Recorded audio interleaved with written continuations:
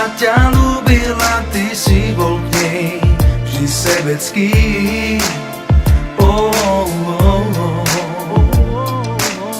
Dala ti svoju lásku, ty si ju zahodil.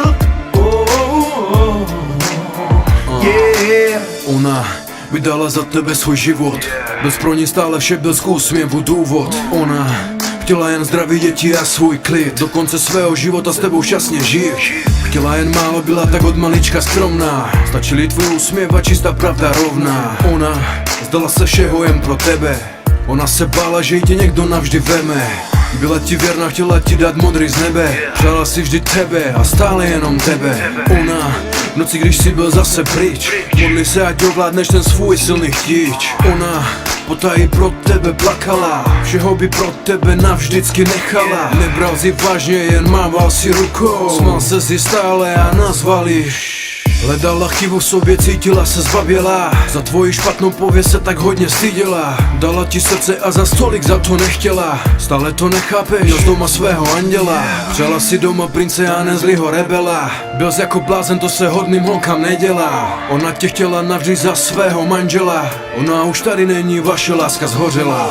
Ona ťa ľúbila, ty si bol k nej vždy sebecký.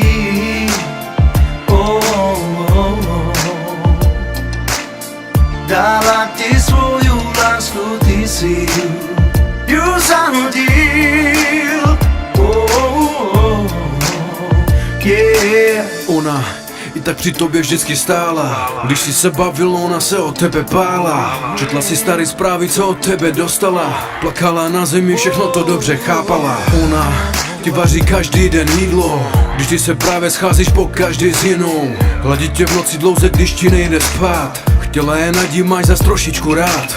Ona, ty víš moc dobře, která teď smutně přemýšlíš, co asi někde dělá. Tenkrát si je sám na věky křivě zranil, dala ti srdce a ty si ji zas zradil. Ona ti už nebyla dost dobrá, bylo to možná tím, že byla příliš hodná. Ty si ji podváděla a ona to i věděla, každou noc doma sama smutně v bytě seděla. Ležela sama doma, myslela na tebe, chtěla by jí přesto všechno s tebou do nebe.